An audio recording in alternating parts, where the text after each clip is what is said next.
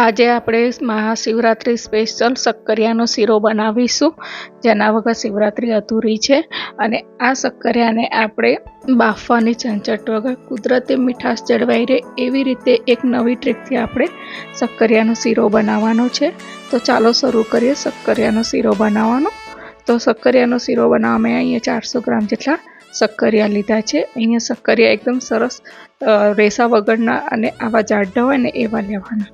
તો હવે અહીંયા શક્કરિયાને મેં સારી રીતે ધોઈ લીધા છે, કારણ કે શક્કરિયા જમીનની અંદર થાય છે, કંદમૂળ છે, તો એમાં માટી હોય છે. તો આપણે સારી રીતે ધોઈ લઈશું અને ત્યાર પછી પિલરની મદદથી આ રીતે એની ઉપરની છાલ આપણે છોલી દેવાની છે. હવે અહીંયા આપણે શક્કરિયાને આ રીતે કટ કરી લઈશું, જેમ આપણે બટાકા શાક સમારીએ ને એ રીતે આપણે શક્કરિયાને ઝીણા ઝીણા કટ કરી લેવાના છે. તો તમને બધાને મારા તરફથી હેપી શિવરાત્રિ. અને ફ્રેન્ડ્સ, તમે મારો આ વિડીયો કયા સિટીમાંથી જોવા છે કમેન્ટમાં જરૂરથી જણાવજો. તો આ રીતે આપણે બધા શક્કરિયાને આ રીતે ઝીણા ઝીણા અથવા તો મીડિયમ સાઇઝના કટ કરી લેવાના છે. અને આ શક્કરિયાને આપણે પાણીની અંદર રાખીશું, કેમ કે શક્કરિયા જલ્દીથી કાળા પડી જાય છે. તો એને આપણે પાણીની અંદર એડ કરીશું અને સાઈડમાં મૂકીશું. હવે અહીંયા આપણે 1 કપ દૂધ લીધું છે. તો કોઈ પણ પેનમાં તમે 1 કપ દૂધ લેવાનું છે અને એને ગરમ કરવાનું છે. તો એની અંદર આપણે 1/4 કપ જેટલા ડ્રાયફ્રૂટ્સ લીધા છે. અહીંયા ડ્રાયફ્રૂટ્સ તમે તમારી ચોઈસ પ્રમાણે લઈ શકો છો. તો એક ઉબળો આવે ત્યાં સુધી આપણે દૂધને ઉકાળવાનું છે. તો હવે ગેસની ફ્લેમ બંધ કરીને દૂધને આપણે સાઈડમાં મૂકીશું. હવે એક કઢાઈની અંદર આપણે ઘી લીધું છે. હવે એની અંદર આપણે આ શક્કરિયાને પાણીમાંથી બહાર કાઢીને સીધા કઢાઈમાં આપણે એડ કરીશું. તો જેમ આપણે શાક માટે ઘી પાણીમાંથી કાઢીને વઘાર કરીએ છીએ ને એ રીતે આપણે શક્કરિયાને બધા આપણે કઢાઈમાં એડ કરીશું. અને હવે બધા શક્કરિયાને સારી રીતે મિક્સ કરી લઈશું કે એના ઉપર બધાનું ઘીનું કોટિંગ થઈ જાય, અને એને ઢાંકીને 5 મિનિટ થવા દઈશું. તો હવે 5 મિનિટ થઈ ગઈ છે, તો આપણે ફરીથી એકવાર ચલાવી લઈશું. તો તમે જોઈ શકો છો કે શક્કરિયા આપણા થોડા સોફ્ટ થઈ ગયા છે. તો તમે જોઈ શકો છો કે શક્કરિયાનો કલર પણ ચેન્જ થઈ ગયો છે અને થોડા સોફ્ટ પણ થઈ ગયા છે. તો એને થોડા ઉપર નીચે કરીશું અને ફરીથી બીજું વાર ચડવા દઈશું.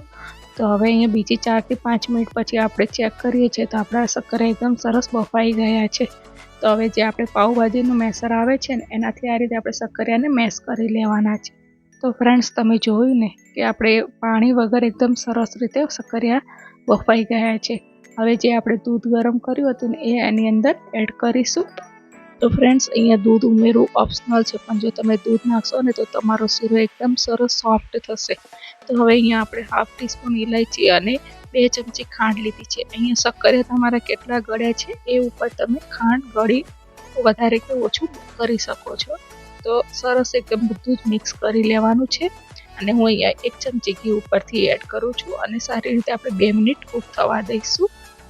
ફ્રેન્ડ્સ, તમે આ રીતે બનાવશો ને તો એકદમ સરસ ઇઝીલી બની જાય છે, બાફવાની પણ ઝંઝટ નથી રહેતી. તો હવે અહીંયા આપણી સાઈડમાંથી કિનારીઓમાંથી ઘી છૂટું પડે એટલે બસ આપણો શક્કરિયાનો શીરો એકદમ સરસ રેસા કાઢવાની ઝંઝટ વગર અને બાફવાની ઝંઝટ વગર એકદમ ટેસ્ટી એવો આપણો શક્કરિયાનો શીરો રેડી છે. તો એના ઉપર આપણે ડ્રાયફ્રૂટથી ગાર્નિશ કરીશું. તો ફ્રેન્ડ્સ, તમે આ શિવરાત્રી ઉપર આ શક્કરિયાનો શીરો જરૂરથી ટ્રાય કરજો, એકદમ સરસ લાગે છે. તો ફ્રેન્ડ્સ, તમે આ રીતે શક્કરિયાનો શીરો જરૂરથી ટ્રાય કરજો. મળીશું એક નવા વિડીયો સાથે. બાય.